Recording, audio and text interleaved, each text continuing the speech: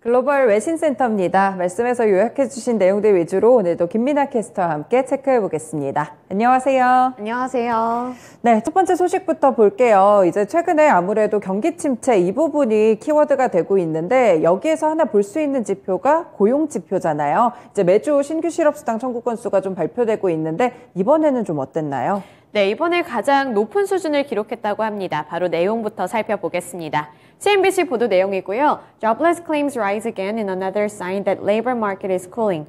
네, 지금까지는 고용시장이 뜨거웠다 이런 평가가 많았는데 지금은 상황이 뒤집어졌습니다. 멘트부터 살펴보시죠. 현재 시간 21일 미국 노동부에 따르면 지난 16일로 끝난 한 주간 실업보험 청구자 수는 계절 조정 기준으로 전주보다 7,000명 증가한 25만 1,000명으로 집계가 됐습니다. 이렇게 좀 청구자 수가 올해 들어 가장 많은 수준을 나타내면서 뜨거웠던 미국 노동시장이 다소 진정세로 돌아가고 있다는 점을 시사했습니다. CNBC에 따르면 이는 지난해 11월 13일로 끝난 이후 약 8개월 만에 가장 높은 수준을 기록한 건데요.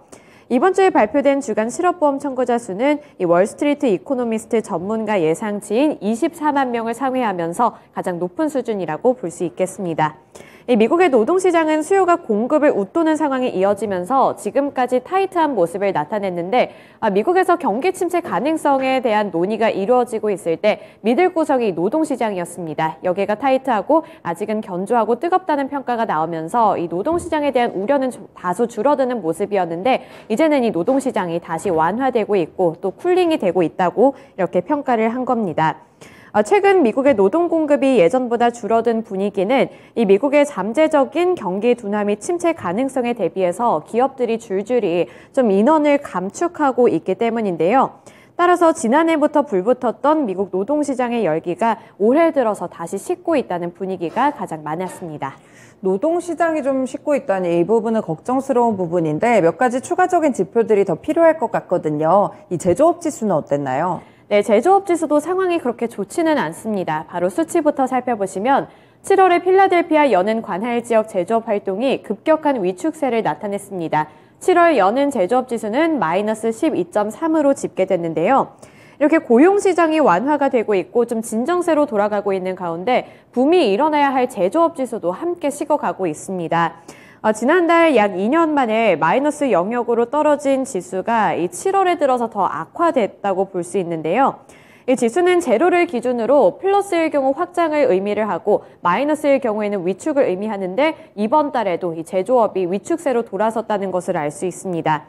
이 필라델피아 여는 제조업 활동 지수는 지난 6월에 마이너스 3.3을 기록했는데 그보다도 훨씬 악화된 수치가 되겠고요. 그리고 또 7월 필라델피아 여는 제조업 활동지수 또한 전문가의 예상치인 0도 밑도는 수준을 나타냈습니다.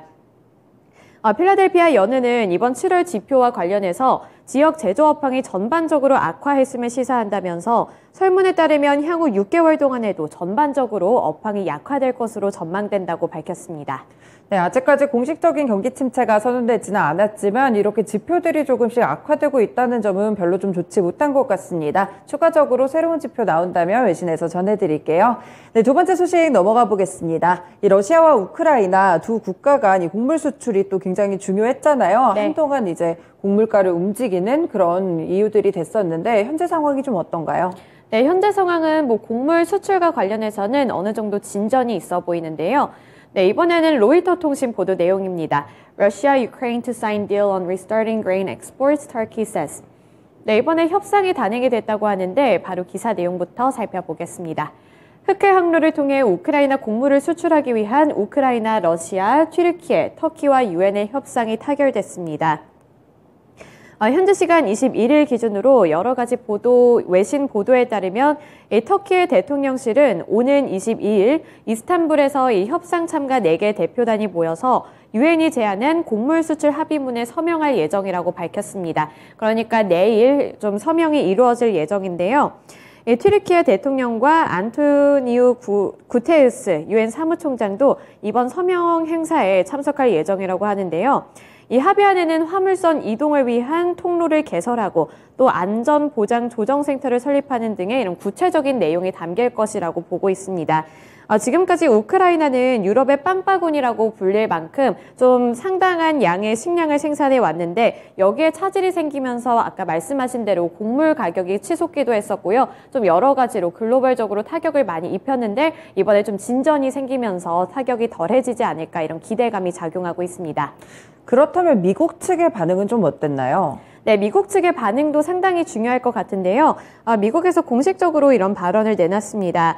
우선 미국은 협상 타격을 환영을 하면서도 러시아의 합의 이행을 좀 더 지켜보겠다고 말했는데요. 일단 지금 긍정적으로 평가를 받고 환영하는 분위기이기는 하지만 실제로 러시아가 이 약속을 지킬지는 쭉 지켜보겠다고 말을 한 겁니다. 이 네드 프라이스 미 국무부 대변인은 브리핑을 통해 환영할 만한 진전이라고 표현을 했고요. 또 정말 중요한 것은 이제 합의 이행이 될 것이라고 봤습니다. 지금 어느 정도 스텝이 밟아지기는 있지만 여기서 진짜로 좀 결과물이 나타나야 제대로 안심을 할 수 있을 것 같습니다.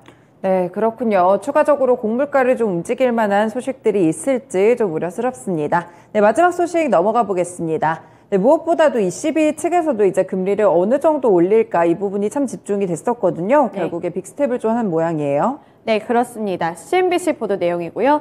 European Central Bank surprises markets with larger than expected rate hike. It's first in 11 years. 네, 이번에 ECB 쪽에서 드디어 통화 정책 금리를 발표했습니다. 바로 중요 멘트부터 살펴볼게요. ECB 쪽에서는 ECB위원회가 예전에 논의한 것보다 더 넓은 폭의 금리 인상을 단행하는 것이 옳다고 판단했다고 밝혔습니다. 이게 결국에는 빅스텝을 결정했다는 건데요. 이는 11년 만에 첫 기준금리 인상에 나선 겁니다. 원래는 25bp 쪽으로 무게가 더 많이 실리고 있는 분위기였는데 이제 좀 여러 가지 상황을 봤을 때 유럽 쪽에서도 인플레이션이 최고치로 좀 치솟기도 하고 여건이 좋지 않다 보니까 이제는 25bp가 아닌 빅스텝 50bp 쪽으로 단행을 하겠다고 밝힌 겁니다. 앞서 ECB는 지난달 통화정책회의에서 0.25%포인트를 인상하겠다고 했지만 이번에 이렇게 좀 결정을 내린 거고요. 또 인플레이션 압력이 심화됐기 때문으로 풀이가 되고 있습니다. 좀 더 리마인드를 해드리자면 유로존 CPI 지수가 전년 동월 대비 8.6% 올랐다는 부분이 핵심이 되겠습니다. 네, 이렇게 예상외로 조금 더 큰 빅스텝을 단행하게 되면서 환율 시장이라든지 여러 가지 좀 국가에 미칠 영향들이 주목되고 있습니다. 추가적으로 분석 잠시 후에 해드릴게요. 네, 이렇게 세 가지 소식들 체크해봤습니다. 고맙습니다. 지금까지 글로벌 외신센터였습니다.